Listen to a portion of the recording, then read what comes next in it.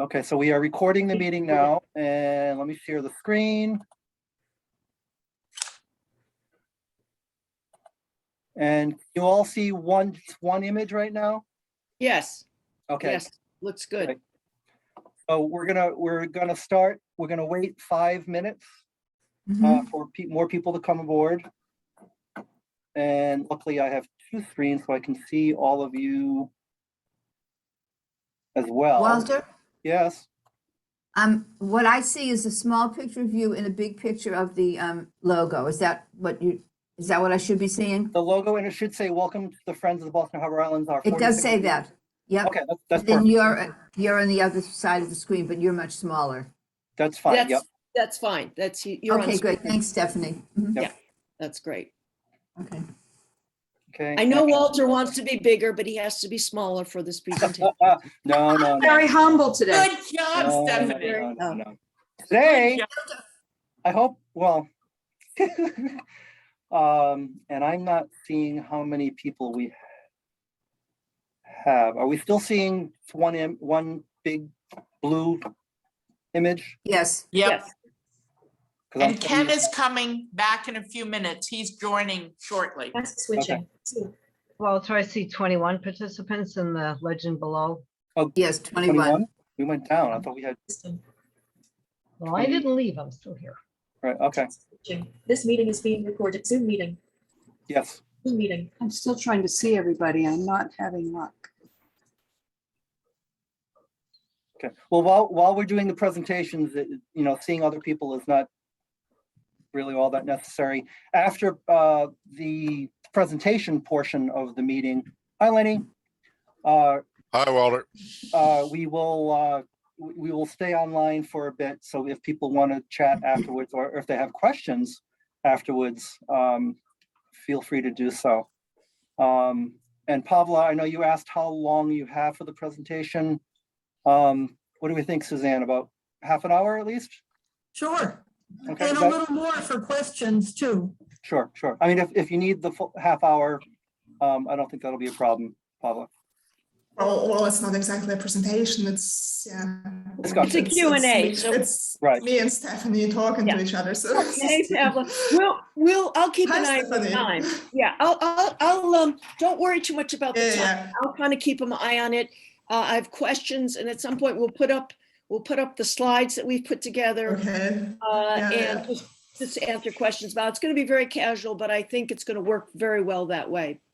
Yeah. Sure. I hope. So Great. 2 minutes and counting.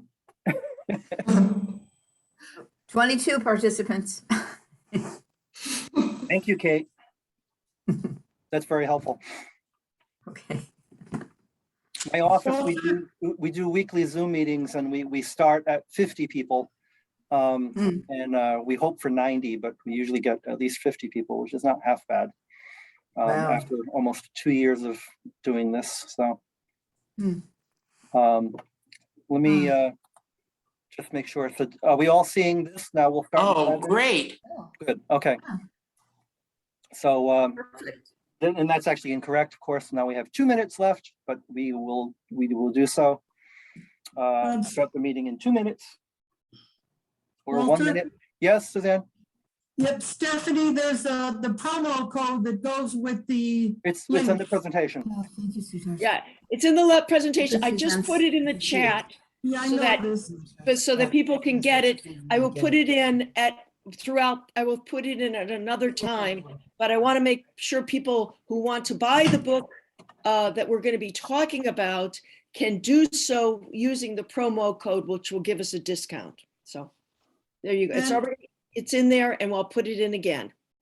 And I called and spoke to a UMass Press representative the other day. I emailed this to the board, and the discount will extend through this year, possibly into early spring, Pavla. They're offering the Oh. promo code, so that's great. Yeah. Okay, it's 5 past, so let's start the meeting on time. Let me go over here. Welcome everybody to the Friends of the Boston Harbor Islands annual meeting. Can you all see the one screen with the, I think that's the Edward Rowe Snowboat, yes? Yes, it is. Thumbs up, okay? Great picture. Great. Yeah.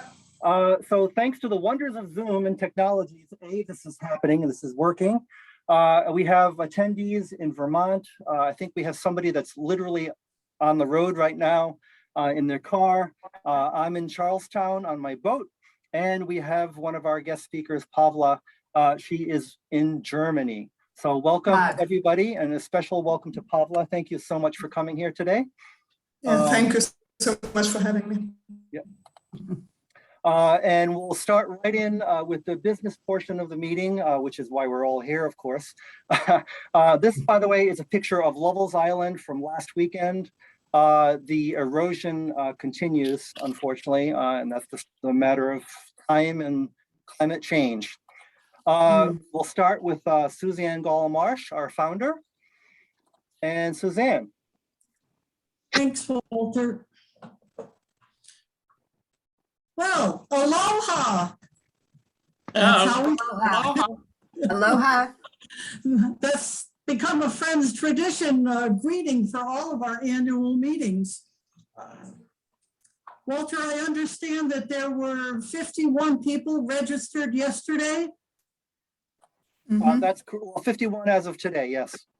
Okay, and I'm looking right now, all I can see on my screen is people's faces. I don't see a slide or anything at the moment, but that is fine. I wanted to let people know that this morning I spoke with a longtime Friends member, Marian Mclennan, who celebrated her 100th birthday a few months ago. Oh my goodness. Oh, great, great. Marian had contacted the Friends office recently and left a message for me. And in checking the messages, I called her back. And I did it this morning just to make sure if she did or didn't do Zoom, which she does not. But Marian sends her regards. She got her and wanted me to remind everybody that she has a 10-year volunteer pin that she had gotten. She volunteered with us in the 80s and the 90s and palled around quite a bit with Eddie Barron. Some of you might recognize that name. Eddie loved to sail. They both did. And Eddie also lived to be 100 years old. He's not with us. He's not alive today. He passed a few years ago. But I think that's pretty cool that two Friends members lived to be 100. And she That's a good model. Publicize that Friends member lived Publicize that. decade. Can I interrupt for just 1 second? Can people see a single slide that's blue that has membership information and savings information on it? Yes. Yes, yes. Okay, good. Yes. Thank you. Yes, and I can see it too. So I will launch into the membership and financial update, which is on the screen. Memberships have been stable. We presently, well, not presently, the past few years, the board had said to count people going back 2 years. So this is why the information says memberships remain stable between 2020 and 2022. And we've got 329 memberships and 518 members. This information was shared at recent board meetings. I want to encourage people who have lapsed to please renew, because memberships are the core for our financial operation. Our last boat trip was January 1st, 2020. And since the COVID pandemic has been going on, we've had no boat trips and no events that we've sold any merchandise at. So thank you to all of our loyal donors and members. We appreciate it. And I say we because I know that everyone on the board appreciates our members.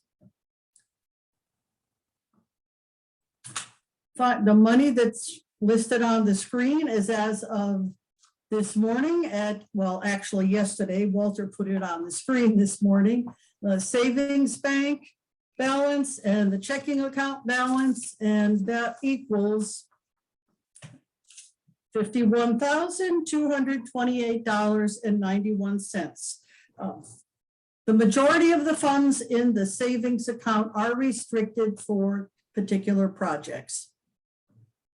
This week, we received a letter, which I forwarded to all the board members, a response from the Boston Marine Society for funding of $2,000 toward our 1891 Great Brewster Diary reproduction project.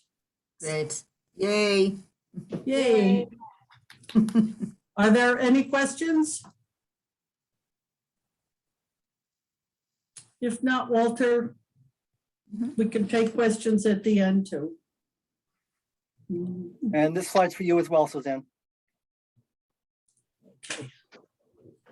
In September, the Boston Harbor Island Partnership launched the beginning of a year-long celebration of the two park anniversaries.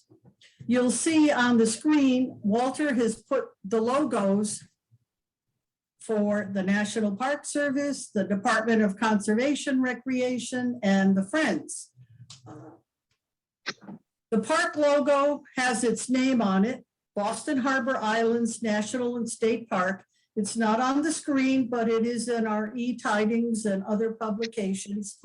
The partnership is working on having a special logo for the two anniversaries, and there'll be a year-long celebration of activities that we will keep everybody posted on. But you can see that it marks the anniversary of the legislation that created the Boston Harbor Islands National Recreation Area.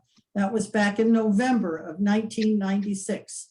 And the state park pre-existed the national park. Okay. Thank you, We Suzanne. expect that Friends, volunteers, and members will be involved in anniversary activities. Wonderful. Thank you, Suzanne. You're welcome. And now my speaking portion, it's very short. My name is Walter Hope. I'm the chairman of the Friends. We have our Facebook page with 1,421 Facebook members. I'm putting that in quotes because they are not necessarily all paying members, but they are people that are on Facebook that are interested in us and or the Boston Harbor Islands. And we have a nice following there. We have our webpage, F as in Frank, BHI.org. And we update that not as frequently as the Facebook page. The Facebook page actually gets very frequent updates. And we have a few members that post photos that they are taking of islands frequently from the land. But it's nice to see interaction with our members on the Facebook page. And we have our Tidings newsletter, which goes out frequently during the year, where we give you a smattering of information about the islands, about the harbor, about the environment. So we have 1,376 unique emails that we send our Tidings newsletter to. So that is continuing on and quite successful. And as we've already mentioned, we have the Great Brewster Diary project that Stephanie has done a presentation on for us earlier this year. It's a fascinating project. I'm very excited about it. The graphic you see here is one of the pages from the diary, and we received a grant from the Boston Marine Society to help us fund this project. It's very exciting. And if you have any interest in helping us with the research for this project, there's Stephanie's email, and we have that in the most recent copy of Tidings as well. And we are looking for people to help us research and add some input to this very interesting project. And we will credit you as for your research. So this is kind of a group project. We will credit the Friends and we'll credit people who contribute to this project. I think it'll be very exciting. Yep. Carol, Fithian? Carol, can you unmute yourself?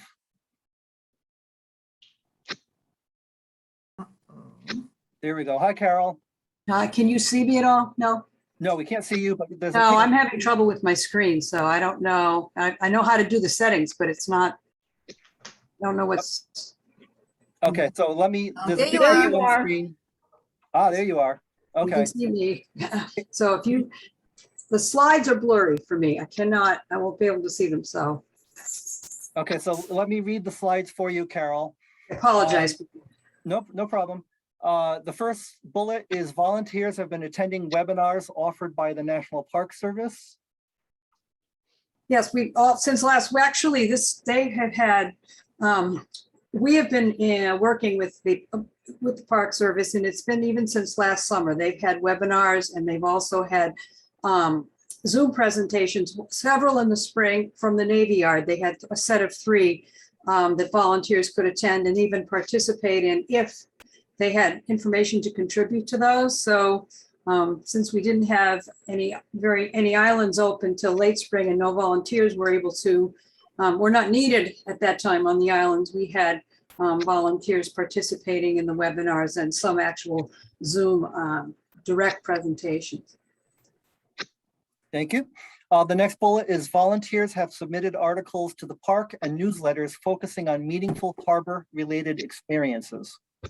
And even Kate can speak to this, Kate Rivera, who's here. We wrote some articles especially last winter. The park was looking for stories about harbor in winter, which I submitted an article and a couple of other people did. And also we had, people were asked to either take pictures or write articles about what was most meaningful to them about Boston Harbor. And I would like to say at this point, I'd really like to encourage members who are here who are not volunteers to think about doing this. I would love to collect activities, stories, events, pictures from you that are of perhaps your most meaningful time on the harbor or something that happened. Anyway, our volunteers were able to participate in that. And we had several that did that. And can I just reiterate that thought?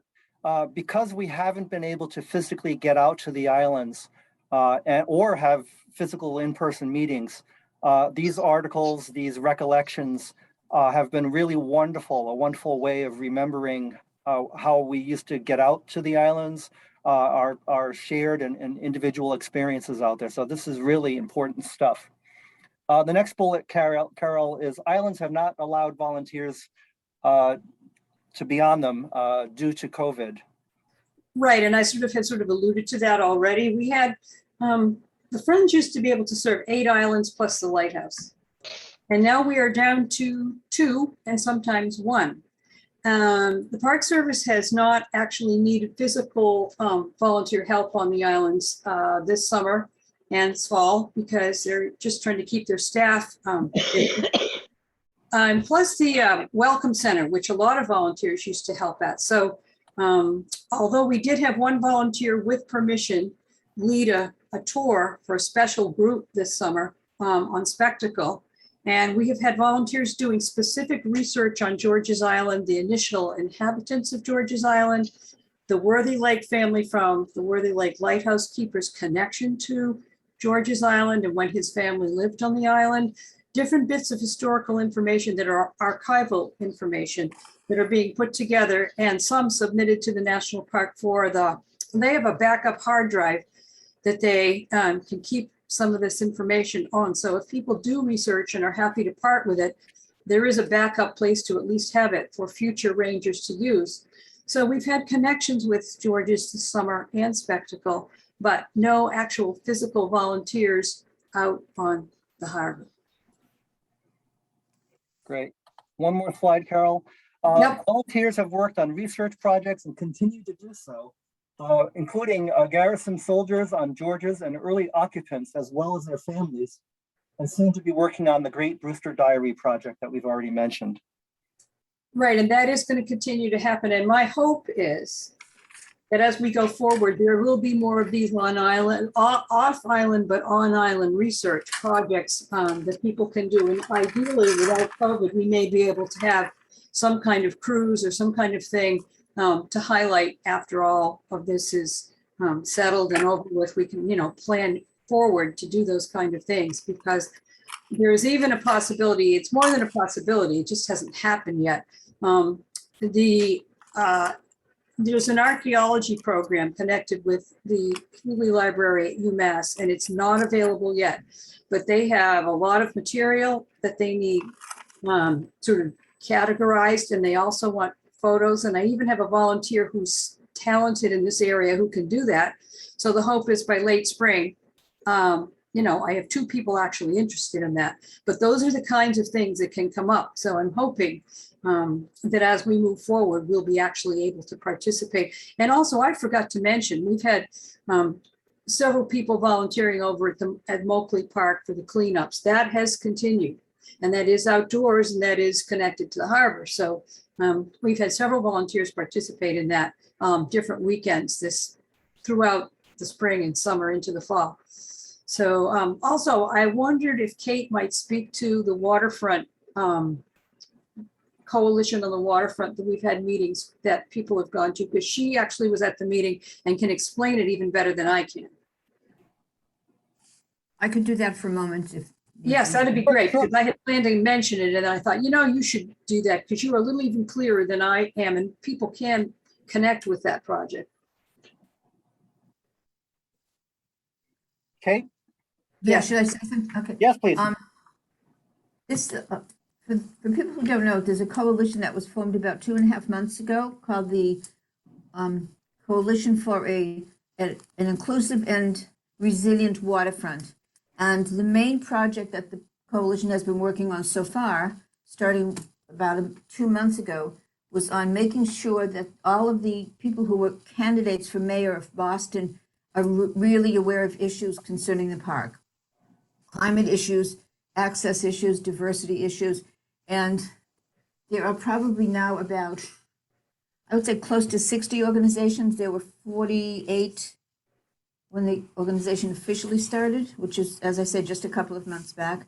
And until after the mayoral, the race itself is over, there'll still be a focus on helping to make sure that people who are running policy for the city of Boston hear from a lot of people. And so far, they've heard from the people who are running for candidate for mayor, but also people want to hear from everybody. So I wanted to just reiterate what Carol said. Anything that you think about the harbor or want to know about the harbor or your experiences about the harbor or particular questions about the coalition and what they plan to do in terms of policies and influencing policies in the city that have to do with inclusivity and diversity and climate resilience on the harbor, just write to us, write to Tidings, just write to, get in touch with any one of us. And your input is really, really important, and it will have a much wider application. Many more people will hear what you have to say if you write to us, and then we bring that also along to the coalition. Suzanne and Walter have also come to the meeting, so if you guys have anything else that you think is relevant for us, it'd be great to hear from you. Yep.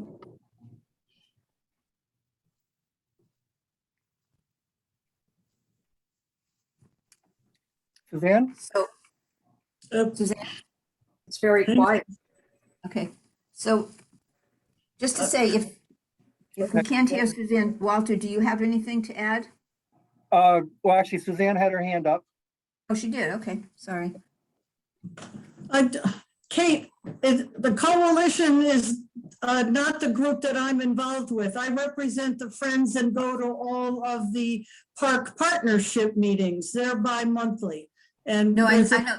Right. Yeah, there's a chance to have public comment at those meetings, but although I receive information from the coalition, I do not participate. You and Walter are the two main ones, and we can certainly have Carol on the list if she'd like to be. Right. Okay, I'll clarify that with them next week. Sure. And the last bullet on Carol's slides was volunteers are participating in the Stone Living Lab, which is an organization or a group partially put together by Boston Harbor Now, and I am on their advisory board. And they are doing a very interesting job of doing some pilot studies basically to research how climate change, how erosion is affecting the islands, and some possible solutions to slow erosion.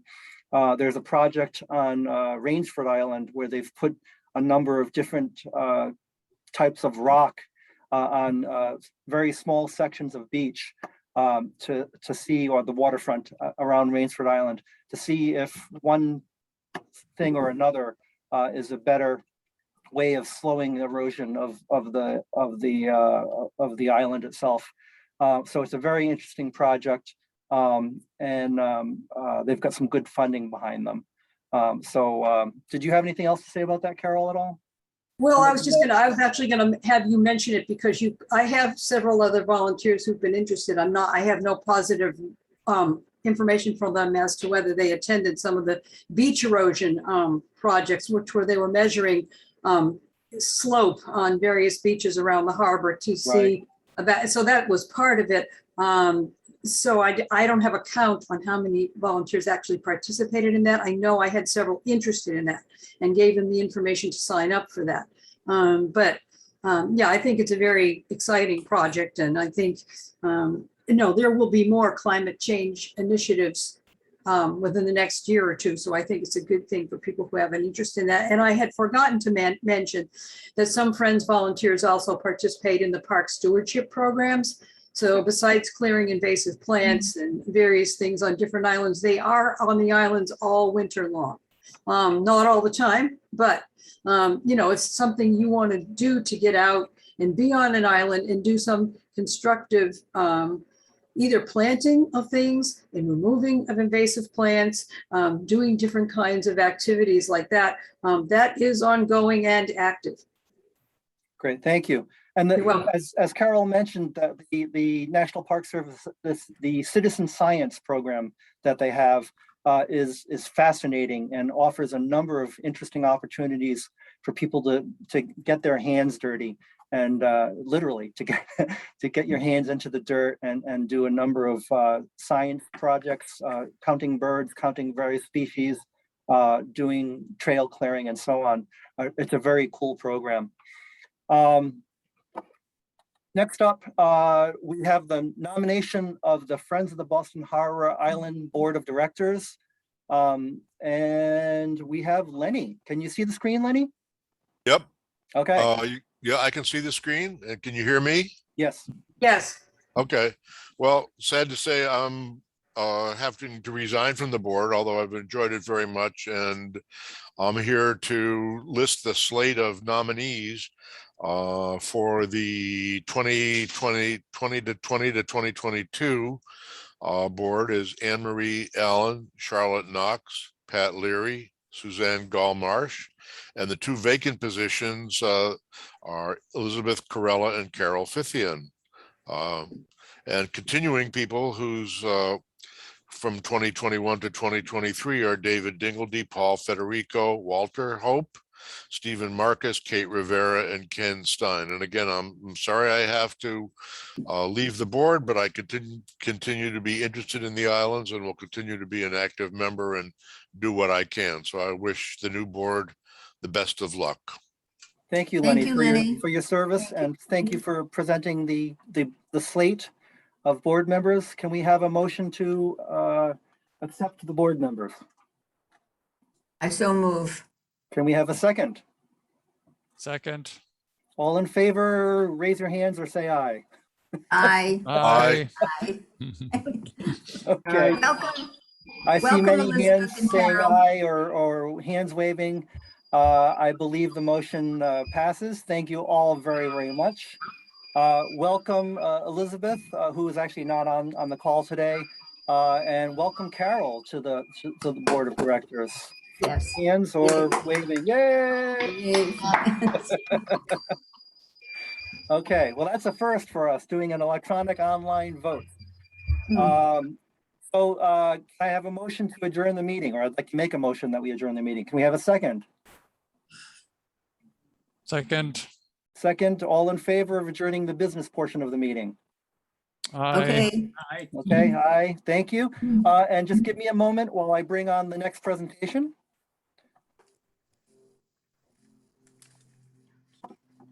May I say something? For David. It's Dave. Despite the name you see below me, Arlene helped me get on. For some reason or other, I didn't receive any kind of notice about the Zoom meeting. I did register for it. I think I did the right thing. I went through all the instructions on the postcard, and unfortunately, when I turned it on 15 minutes to 2 today, nothing came on. And so I sent an all points bulletin out, and Arlene and Lenny responded. Arlene's obviously the one who put me on because her name is right below my face on here. So I'm sorry about the problem on this. I did want to ask Anne Marie. Anne Marie, you look kind of busy there. Are you taking the notes for this meeting, or are you just? We're recording it, David. What? David, we're recording the meeting. Is she on there? We're recording the meeting. You're recording it? The Okay. meeting is being recorded, so there's no, All right, thank you. I just needed to have that assurance, but Right. yes, I'm not raising my hand to say I'm going to drop off the board. I'm still more than happy to be on fulfilling secretarial duties if you'll have me again. Hope we won't have any more glitches. And I know there was a message you sent me, Walter, earlier this week. It never came through. So I don't know whether the problems at your end, at my end, but the communications haven't worked out so good. But I want to thank Arlene for getting me on. She's obviously my hero for the day. Thank you, Thank David. you, Arlene. And if people don't know, Always fun to be a hero for a day. for people that don't know, David Dingledye is takes our minutes at our board meetings. An impressively difficult job, and really like to thank David for doing so. It's quite amazing when we get the minutes weeks later, and the number of additions, changes, or things that were missed is minute in the grand scheme of things. So thank you, David. Okay, Thank you're you, welcome. David. But I do want to thank Anne Marie for being my backup here when I can't be at the meetings. And today, You're welcome. thank you. Now, can people Thank you, David. Thank you, Marie. can people see the slide that says a conversation with Pavla? Yes. Okay. Stephanie, can you tell me, I don't know how to, you're seeing that, but you're seeing a little bit more as well, right? Yeah. You want to hit on the program. You want to hit show slideshow or something like that. On the But program. this is a PowerPoint presentation. I'm not seeing. Yes. Yes. So let's see. No, none of those. It should be at the top of the. Oh, it's in Google. Oh, I'm sorry. It's or you're pulling it out. You're pulling it right out of Google. Okay. Well, Yes. we'll just go with this. Okay. Let me see if I can make it bigger. No, it's not changing. Okay. So. Okay. Yeah, the only way you could do it is to download it and then run it as a PowerPoint, but I think that's fine. We can deal with it. Okay. Pavla, are you okay with this? And Pavla, you can unmute. There Sure. you go. Whoop. Whoops. I Here lost we go. mine. Yeah, absolutely. Okay, great. Well, why don't Can you hear me? What? Pardon me? Yes. Can you? Yeah, I was just asking if you can hear me because yeah, my computer just had some issues, but yeah. Okay. No, we can hear you. At We can least hear I can you. hear you very well. So this is great. All right. So let me introduce myself. My name is Stephanie Schorow, and I am been a member of the Friends for a number of years and been on the board, former board member. And I've written a book called East of Boston, Notes from the Harbor Island. So I'm very, very interested in the history and social cultural implications of the island. So that's why I'm very, very excited to introduce Dr. Pavla Simkova. Did I say that correctly? Simkova? So yeah, okay. You can correct me. I'm probably going to blow a lot of things, but I just think we're really honored to have her here. If you can go to the next slide there, Walter. Click the next slide. Yeah, we go. I'm not going to go through everything, but she's got so many credentials. Right now, she's at the Rachel Carson Center for Environment and Society. She's a postdoc research fellow. What's really amazing is that she's published so many things about the Harbor Islands, and we'll get into why in just a few minutes. But here are some of her publications about what she's calling the urban archipelago Yes. in Boston Harbor. And you can see some of those articles here. And let's go to the next slide, Walter. And presentations. She has done presentations on the island. Now, these are just a few of her many, many presentations. She has done things on environmental and urban history and about Europe, about America, about Germany. She even did something about drinking in America. And since I wrote a book called That's Drinking right. Boston, I was very interested in that. And I'm sure it was more work than drinking, as was my book, but it was quite good. So anyway, let's go to the first slide, but I'm going to ask the question that seems most obvious to me and makes me just really anxious for the answer is, why did you start to focus on the Harbor Islands? Was there an initial spark? What caught your attention about them? Okay, yeah, first of all, thank you so much, Stephanie, for this wonderful introduction. You really embarrassed me because it all sounds so wonderful if someone else. It's all listens true. in, but, And you did not need to say it, so it's all true. yeah, but anyway, so that's a terrific question. And yeah, in fact, Spectacle Island did.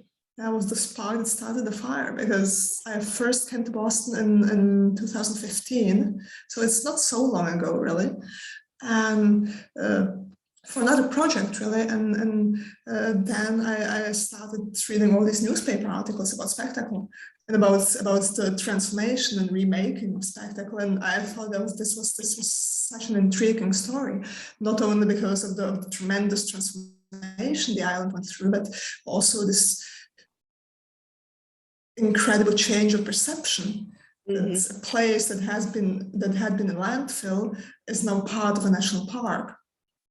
So I really started looking or digging deeper into this and realized that there really was a fascinating story lurking there about the Boston Harbor Islands and their relationship to Boston. So I kept digging, and then it became a book somehow. And you visited, I assume you visited other islands as well in your process. I did, although I have to admit, not so many actually. I've been to Spectacle a couple of times, obviously. I've been to Little Brewster with Suzanne, and I've been to George's, so really the most popular islands. But That is fantastic. Now I'm going to dive right in. So I mostly met the islands through archival sources, really. Oh, and I'm going to embarrass you now because people always ask me what's my favorite island, and I always have to defer because I might insult somebody. But do you have a favorite island? Is that an obligation? No, you don't. Does everyone have to have a favorite island? Okay, so you're not. So we'll say it's Spectacle. I know I tend not to have favorites, but to be perfectly honest, I'd say I really loved writing about gallops. Oh, wow, that's great. Because there's this really incredible story there. Like you have this island that's in the 19th century is really has these very mundane uses. Like you have this quarantine hospital there, and but so it's a place that's really sort of apart. But at the same time, it's very well connected to Boston because you have a regular boat that goes there, and have people like staff of the hospital actually living on the island, and it's really a lived-in place because they keep a cow herd and they have vegetable garden, and so in the late 19th century they don't have too many patients really. So if they have to report what they've done through the whole year, they go like, oh, we've grown this many potatoes and these many turnips, and a very creditable amount of cabbage. Now I'm quoting.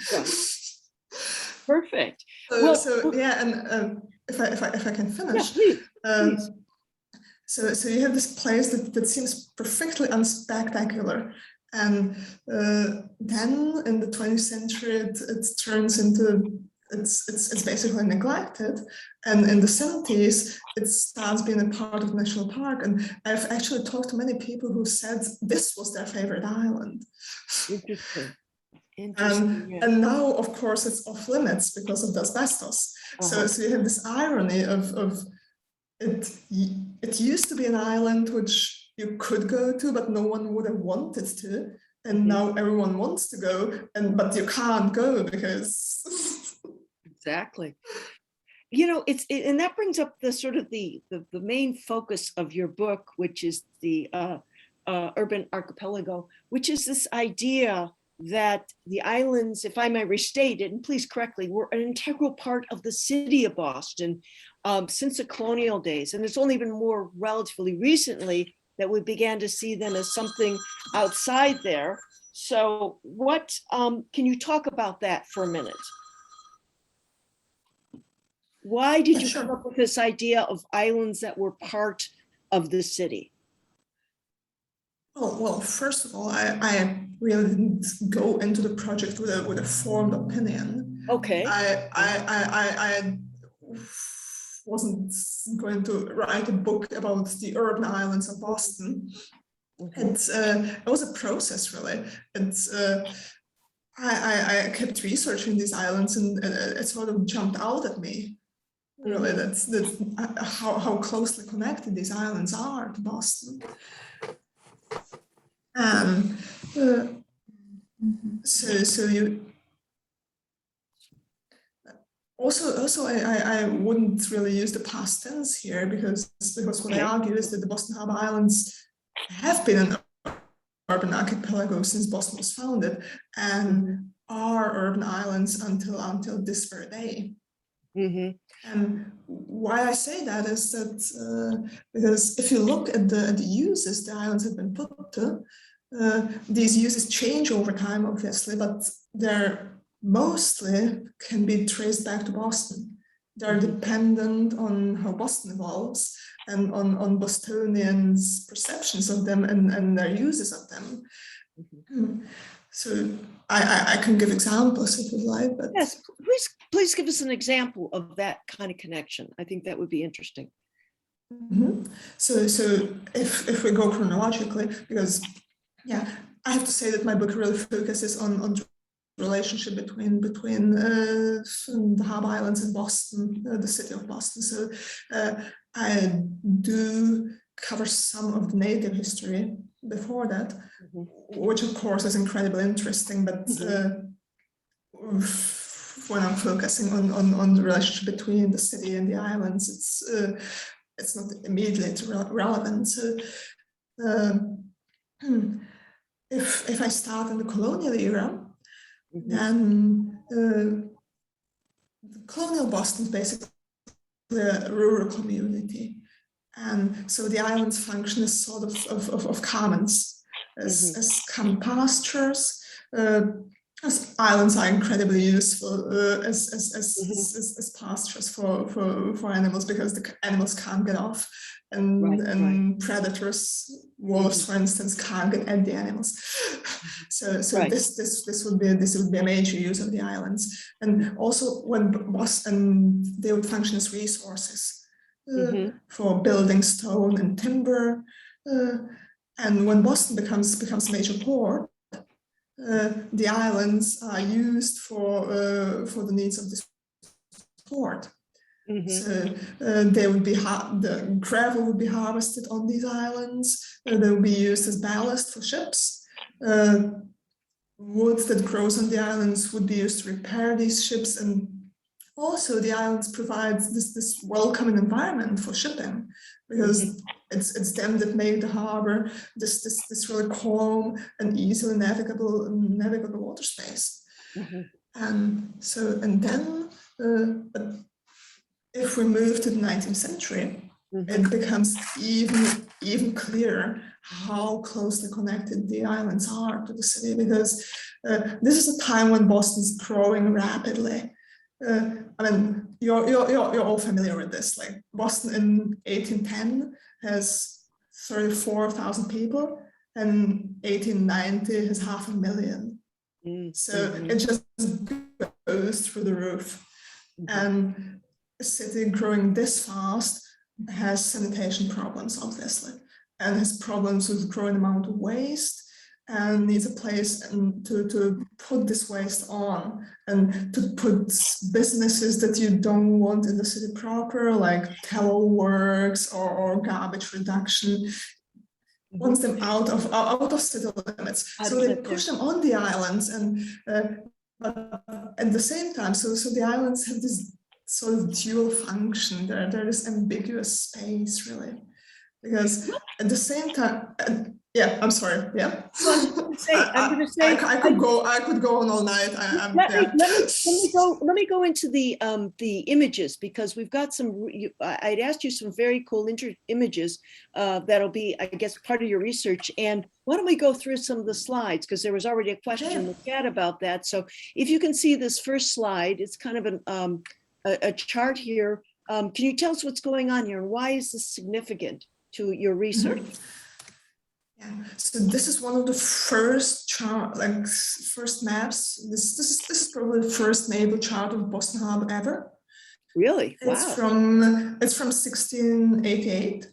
Wow. And it's been done by the English colonial administration.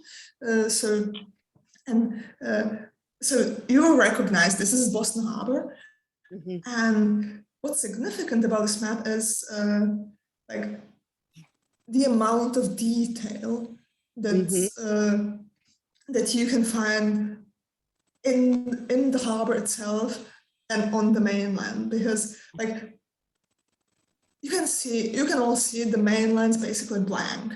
There's it's not because there's nothing there, but it's because the people who draw this map didn't really care what's on the mainland, because it didn't matter.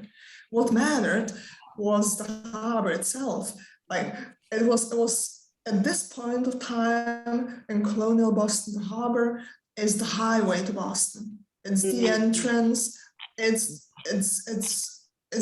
basically the only way to get to the city, because the mainland at this point is still mostly devoid of roads. It's quite dangerous. It takes long. So if you move from one colony to another, you go by water. So and if you go, so this is the part of Boston that matters at this point in time. So what we're looking at is the freeway entrance. Yeah, the city. Basically. Okay. Excellent. Let's go on to the next slide. Walter, if you could. Can I interrupt for a minute? Oh. Yeah, well, we can have questions at the end, but a quick thing. Yes. Well, I just want to say that I'm enjoying the sketches and the maps. Would it be possible for Pavla to use that little arrow to kind of point to some of these things she's talking about? I can just barely make out any of the print that's on there. It'd be helpful if they could be pointed with a little pointer. Yeah. I don't know if she has the capacity to do that for you to see it. Can you see my arrow? I don't, because I'm not sharing my screen, so. Yeah. Okay. Sorry. Well, okay. I'll do my best to see and hear better. Okay. Yeah. Why don't you talk about this next slide, if you would? I just sent you back to something, but I'm in the middle of the presentation. Yeah. So. Yeah, you'll recognize what you're looking at. This is a map of Boston from the 1870s, and what you're looking at is basically a map of odors, a map of bad smells in Boston at the time. So the red areas are the sources identified by the Board of Health as the sources of the worst smell in Boston that's plaguing the city at the time. I love this map. This is so great because so different. That's bad. Right. So it's showing where the smells are. I've never seen a smell chart in my life. That's wonderful. That's great. Neither have I. This is really one of a kind, this map. Wow, that's fantastic that you got that. Who did Wilton, that map? That's Let the city of let me stop here for a Boston second. archives, really. Yeah. Walter, Uh-huh. is there any possible for you to give me share host? Because I might be able to make these, call up these slides and make them bigger. That'd Is be there any- great. Walter, is there any way you can make me a co-host here? Yeah, I'm trying. Hold on a second. Okay, Walter, if you click on share, it will allow you to let other people share their screens. okay. All right. Okay, give me a sec. I will call this up. Any questions so far? We can do this while I'm getting this ready. I will comment. I wish I'd had her as a volunteer. I used to ask them what their favorite island is, and I love the comments about Gallops particularly.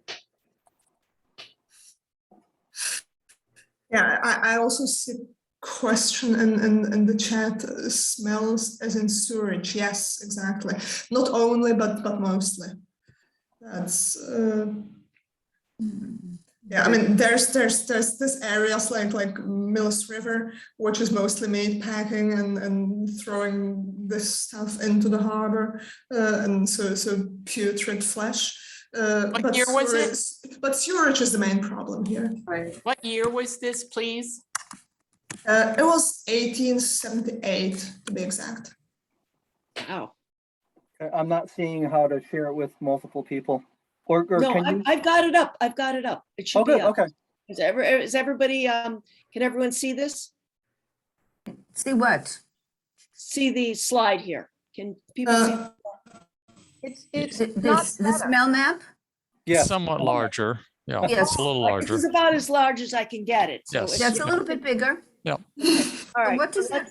Let's go on, because I think this is a very compelling image here. So Pavla, you want to speak about what are we looking at here? It's obviously a picture of the Harbor Islands, but what does this represent? Well, actually, it's not, because it's a picture Okay, of Boston, and yeah, and it's of course a question like why am I showing this if it doesn't show the Harbor Islands, but it shows the reason why the Harbor Islands became the dumping ground of Boston in the 19th and early 20th century, because this is a city that has a problem with sewage, has a problem with waste, and is looking for a place to put all these things and to solve the problem.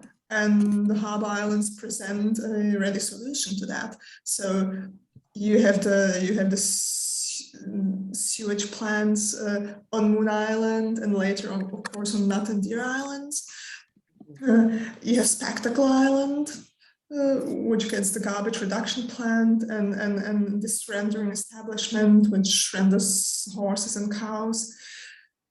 So this map explains why the islands have become this what's usually described as dumping ground.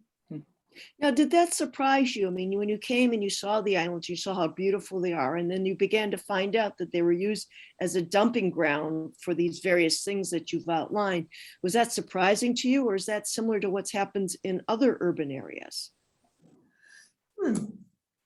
Well, at first it's of course surprising, because this is like the normal reaction, really.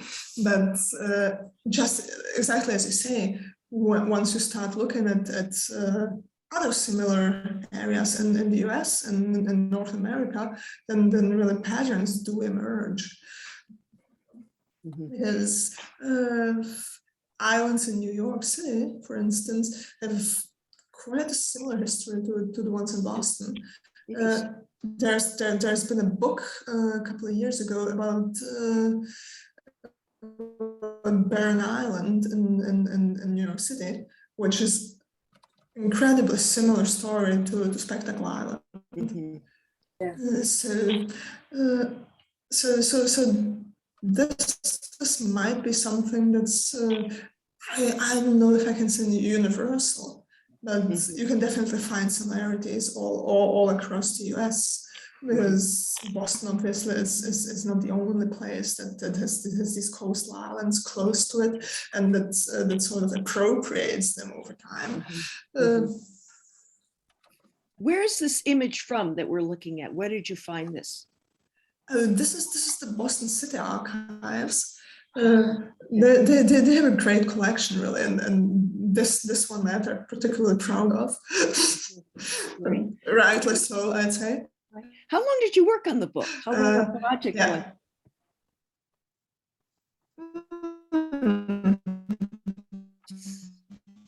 Oh.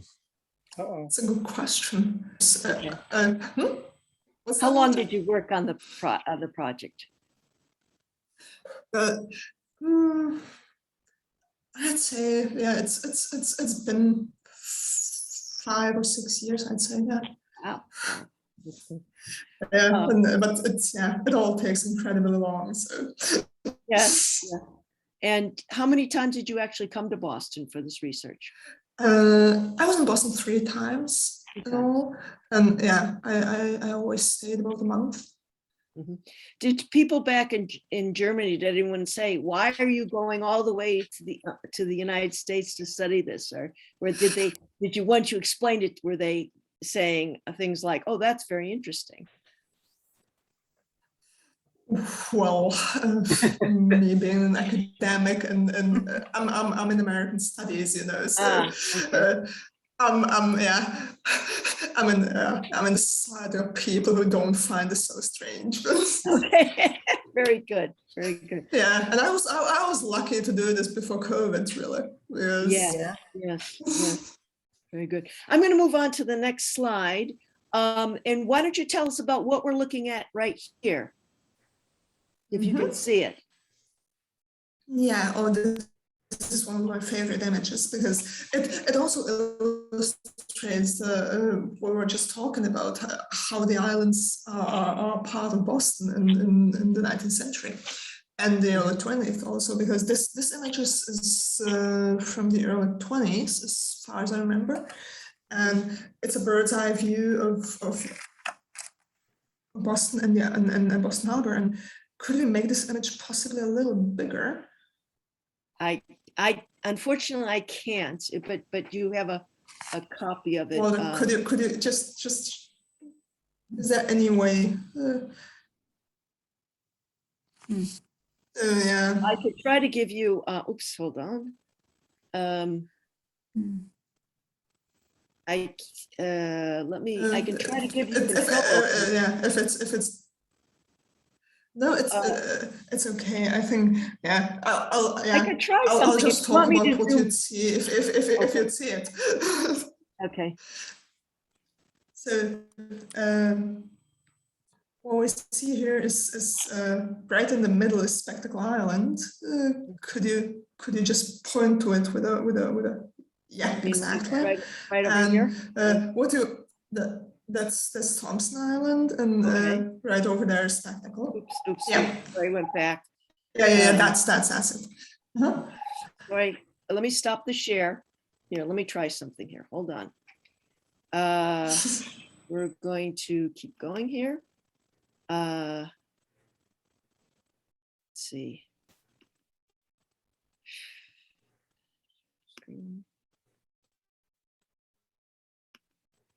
Okay. And we'll go to this image here. And let me try to, no, that's not going to work. Spectacle is a little bit down here.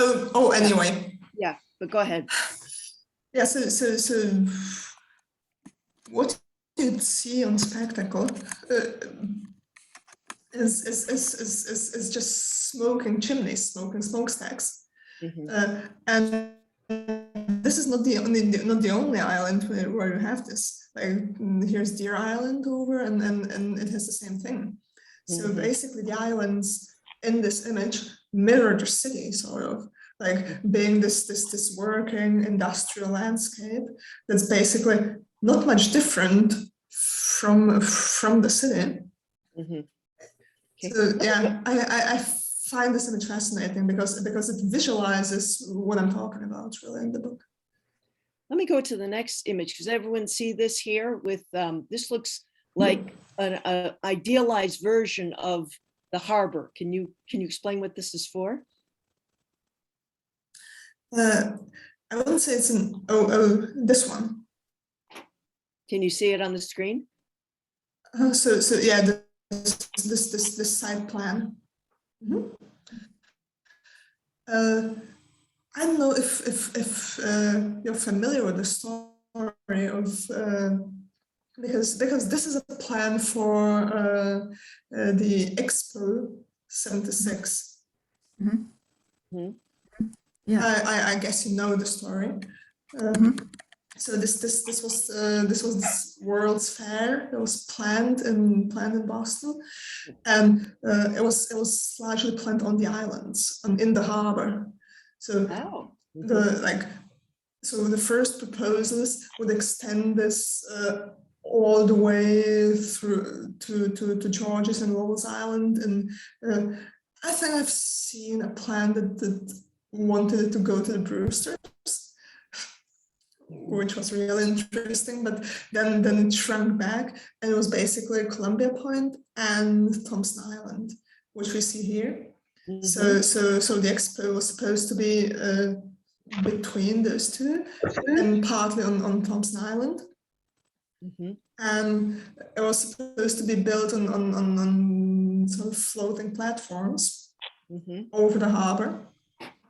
And there's also, of course, there's a larger story about this, because this is the 60s, and this is the time of urban renewal, and it's also the time when the city of Boston's basically broke, and it's losing residents to suburbs, and it's trying to think of ways how to basically reinvent itself and attract middle-class residents. And this is actually one way they thought about how to solve this problem, like to build a new community in the harbor on a sort of clean slate, or that's the way they thought about it. So I have, yeah, if you could give us the next image. This here? The next image, please. This? Yep. So this is a visualization what it would look like. And of course, for us today, this looks a bit too much. This looks like basically covering the harbor in concrete, which in a way it was, because this was driven by this belief that state-of-the-art technology can conquer all, and also by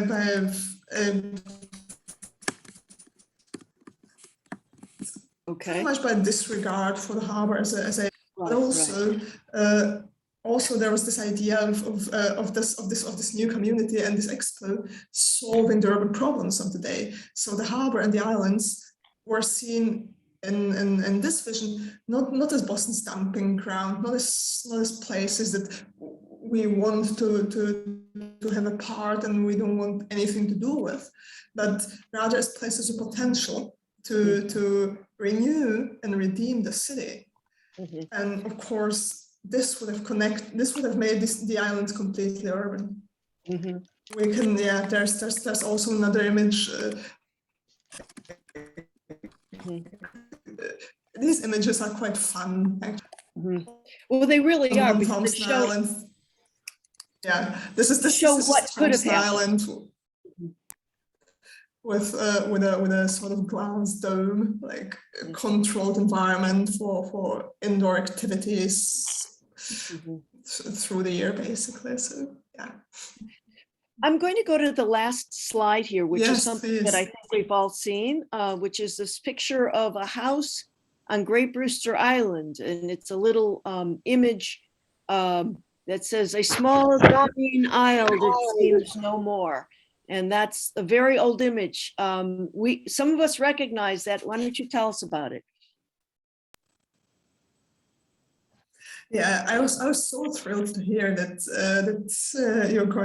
you're doing a project about the Great Bristol Diary, because it's such an amazing source about the Hub Islands. The reason why I chose this image is because this is late 19th century. It's the trip was in 1891. That's right. In July, when Helen Augusta Whittier and her 3 friends, I think, went to Great Bristol for almost 2 weeks. And of course, the late 19th century is a time when the islands are really seen mostly as this dumping ground.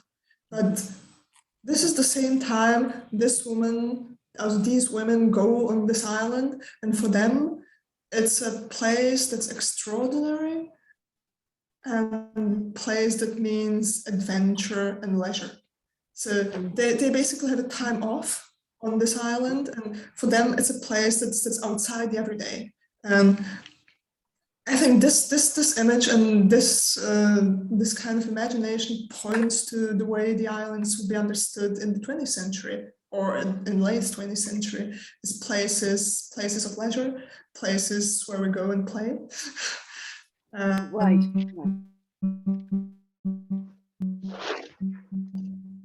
I find it speaks to us still today. I'm going to go to the last slide here, which is tells people how they can get your book. So I will also drop this in the chat, but if anyone wants to take down this information, I know I'm going to be using it. Is the book out yet, or is it can we buy it now? Yeah. That's why I wanted to say right at the beginning. I got the news yesterday that the book's out, so it's officially out there. I'm very excited about that, and it can be ordered. And congratulations! Congrats! That shouldn't take too long to. Yeah. So in the chat, taken a couple of years, but it's finally here. So I'm going to drop this into the chat again, and let me open it up to any questions that people might have. So if somebody has questions, they could let me know. Let you know. Okay.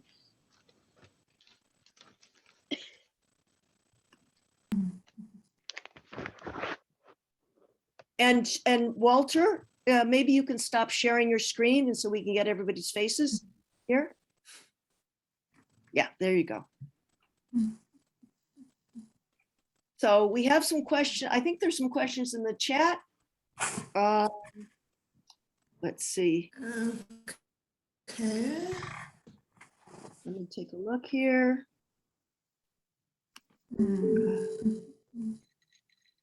There was an asking about the map. The maps were from the city archives. Is that correct?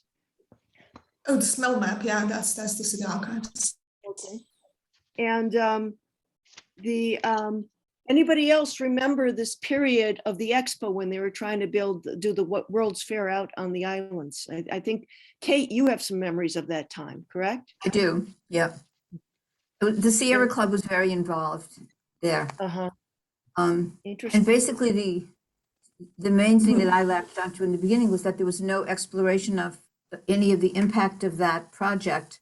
It was a beautiful project. I have some of the design things from the early design stuff.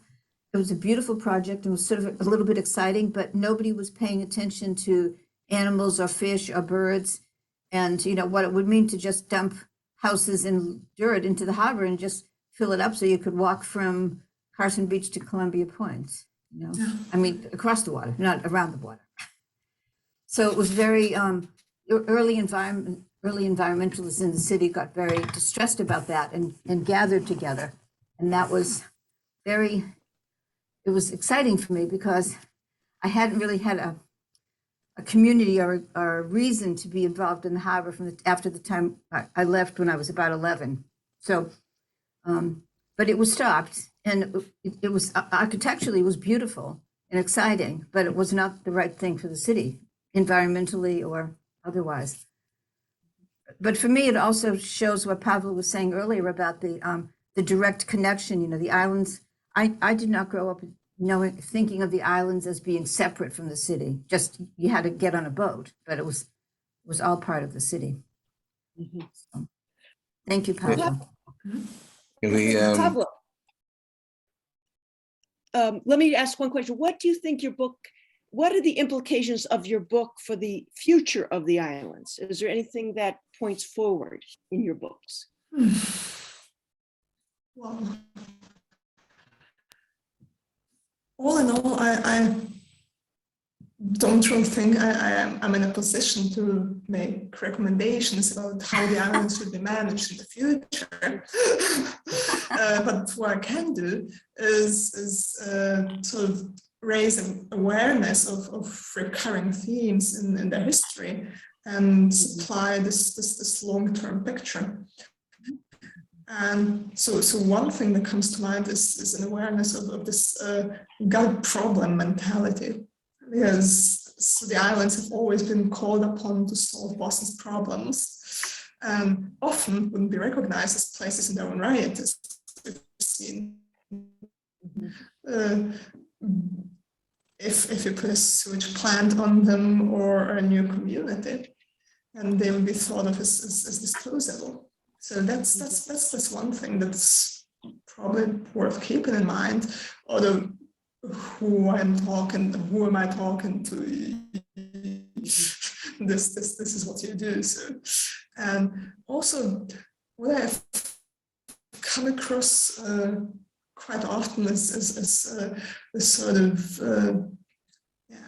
this success narrative, really, like, oh, the people in the past were ignorant and we know better.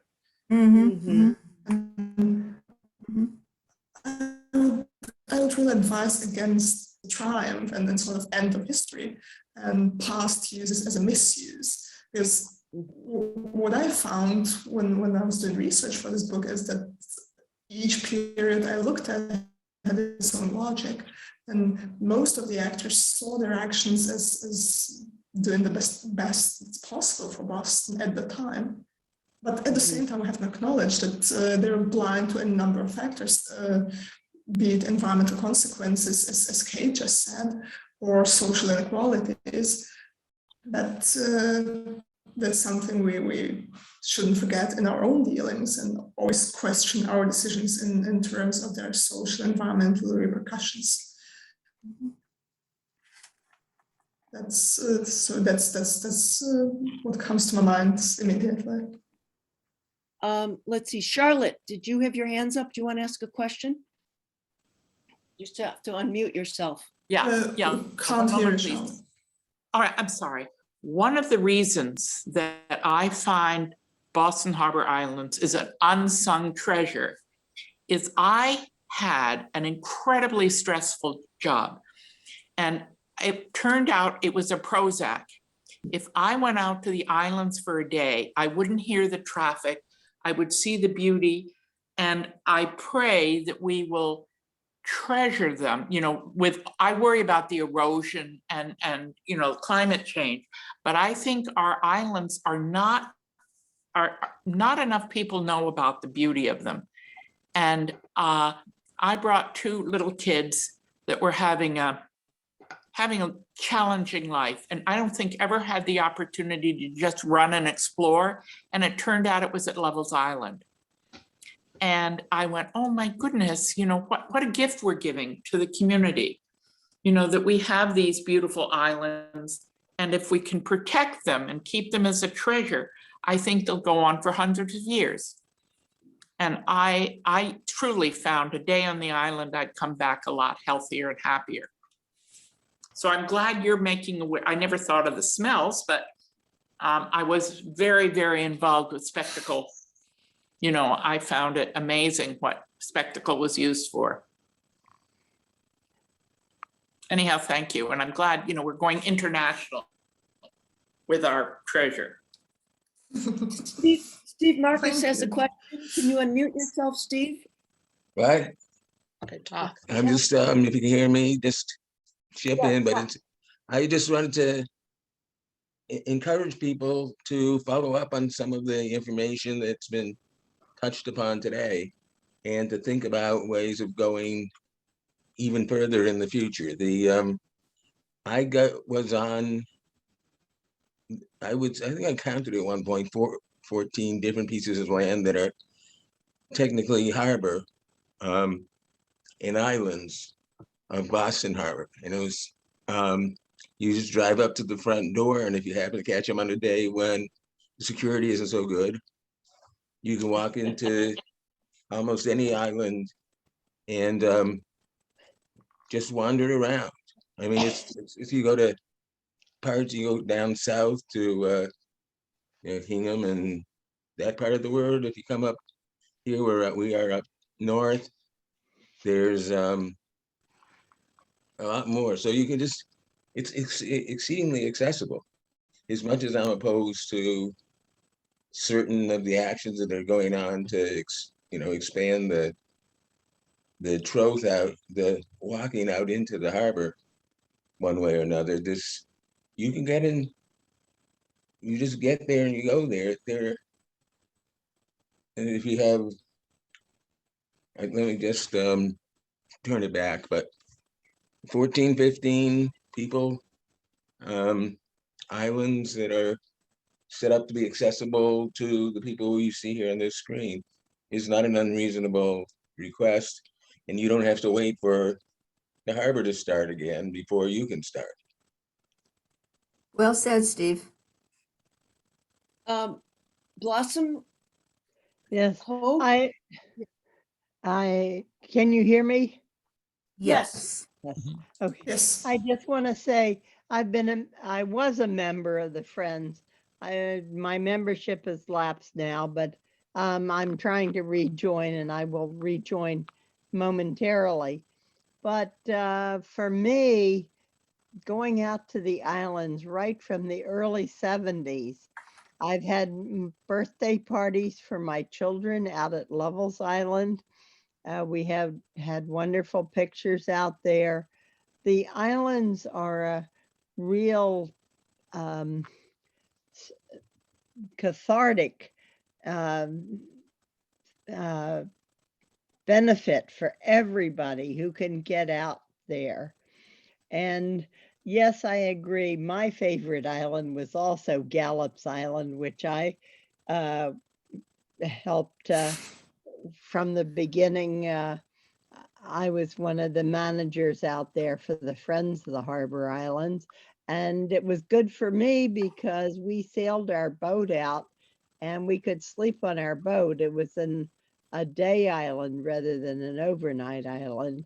And so for many years, we would go out there. My husband would watch the children while I would do my friends' duties with the Friends. But they got to love the nature out there. And, you just can't say enough about them. Then I went on to Thompson Island for a number of years, and they would go out to Thompson Island, and especially when the Friends would have their annual meetings out there. And the moment we'd go home, they'd say, well, when are we going again, Mom? And, these islands give the children so much, and everybody who can get out there, you have to do it. Great. Carol, you have your hand up? Carol Fithian? Can you hear me now? Yes. Stephanie?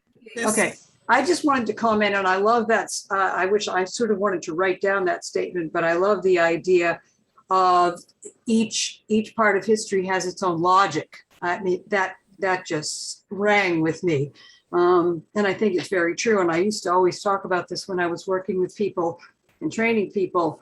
And the idea that the concept of what the islands are is so different from each quote season to season, meaning whether it's each century or each period of time. And you can look at the home on the harbor concept, and whether you see the islands as home on the harbor or a cathartic experience or a terrible, fearful experience, what makes it so rich is whether it's through images like we've seen today or people's experiences. That's why I get so interested in having people share their experiences.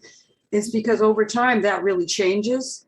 And so something is terrifying. An island might be absolutely terrifying if you had to go out to Rainsford Island and live out there at a certain period of time, or you go out to Lovell's now and may have a sort of wonderful healing kind of time.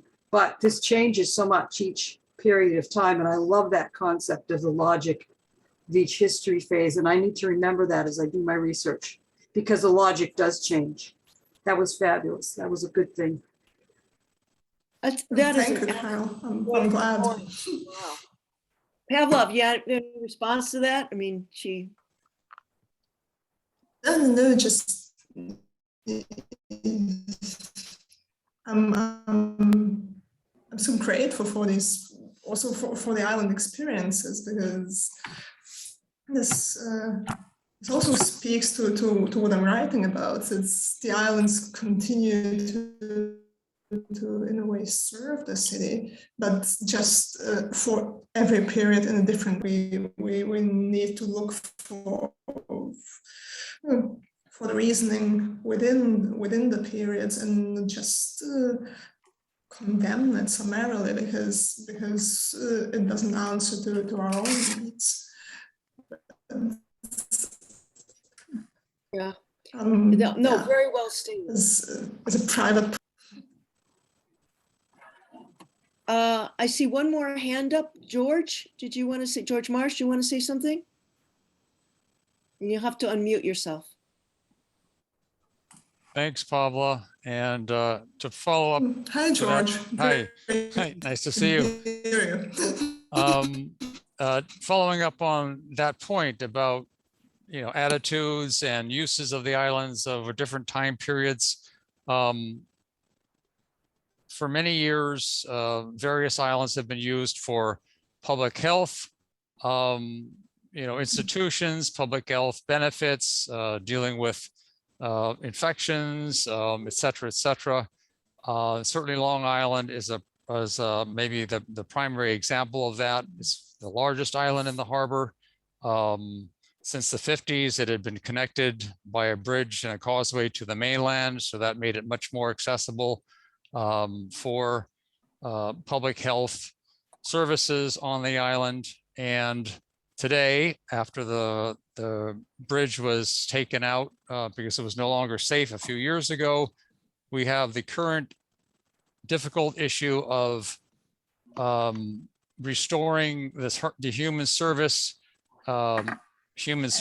public health services that were being provided on the island up until several years ago to benefit a certain population, people in need. And at the same time, when those services are being provided on the island, that precludes certain other kinds of public benefits and potentially public access for park uses, et cetera, et cetera. So it's a very complicated issue. And not to mention the cost of rebuilding the bridge. But anyway, so my question for myself is, is it appropriate to put these kinds of human services out on one of our islands in the middle of the harbor instead of providing them around the city and around the region? Is that really appropriate? Is that really, an appropriate use of what's now a national and state park? I mean, that's been an ongoing issue over the years, but I think it's even more so currently because the city is proposing and is planning to reinstitute the human service facilities out there. And so those issues will be very much in play again within probably the next several years.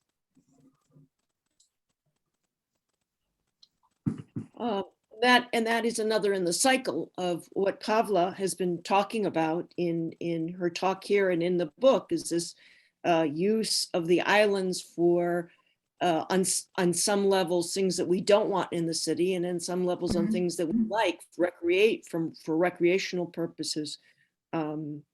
We had the hospital for children out in the Burridge Hospital on Bumpkin. And yes, you're bringing kids away from the city, but I think they were trying to do something nice for them to have them out on an island. So there's this mixed kind of history on that. Well, we're heading into 3:20. Right, let's give it another 5 minutes. Kate has had her hand up for a little while. Okay, go ahead, Kate. I just wanted to say, and especially what you just said now also highlights it for me. But Carol was speaking and Pavla was speaking, and Charlotte. And just to say that one of the main projects of a lot of the groups, including a big focus of the Coalition for Resilient and Inclusive Waterfront, is getting kids out there.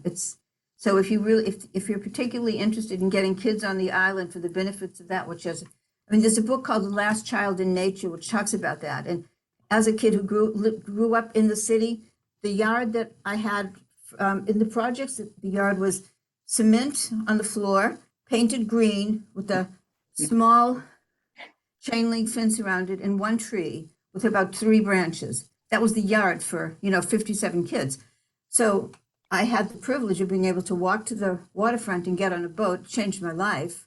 And it changes the lives of people on Thompson, kids on Thompson. So it's a big feature of what is happening. So if you want to know about that, and also that a number of the mayoral candidates, I won't say their names now because that would be a little too political, but are very interested in that particular thing about getting kids onto the islands for their mental health and physical health benefits. There are lots of ways you can help with that if you're interested, and I'd be happy to talk to anybody about that. So thank you. Great. Pavla, thank you. Let's thank Pavla for her. Thank you, everybody. Well, thank you, Stephanie. And thank everybody for just being such an attentive audience. And we'll all buy your book. Also, there's a number of people here who really helped me with my research. I couldn't have done this without you. So thank you. Thank you, Pavla. Well, thank you very much. Yeah, we're all grateful that of your interest in the book, in the islands, I should say. Walter, you want to bring us home? Sure. Thank you, everybody, for attending our virtual online annual meeting. Suzanne had asked me to ask you all to keep your eye on the Tidings newsletter. We are going to try to do something for our annual New Year's Day event. We're not sure what. COVID, of course, is affecting the possible options, but we're going to try to put something together, and we will be discussing that. We have our next board meeting is November 2nd, I believe, and we will be electing our slate of officers at that point. So welcome to the board, the new board members, especially Carol. And we are looking forward to the coming months with the board of directors of the Friends of the Boston Harbor Islands. And I appreciate you all being here today. Thank you so much, Walter. Yep. Thank you. Stephanie, thank you. Yes. It was a pleasure. I'm really looking forward to Pavla's book, and I really appreciate her putting up with all the technology and wonderful technology, Zoom, except when it isn't. So I wish I had her here as a volunteer. What I could have done with her here. Yeah. Right. Well, we'll get her back here one of these days. We'll have something in person. Well, this COVID at some point. Love to. Yep. Thank you, everybody. Thank you. Bye. Thank you. Get out and enjoy the beautiful weather. Bye, Paul. Bye. Bye, everyone. Bye, Carol. Meeting. Aloha. Aloha, George.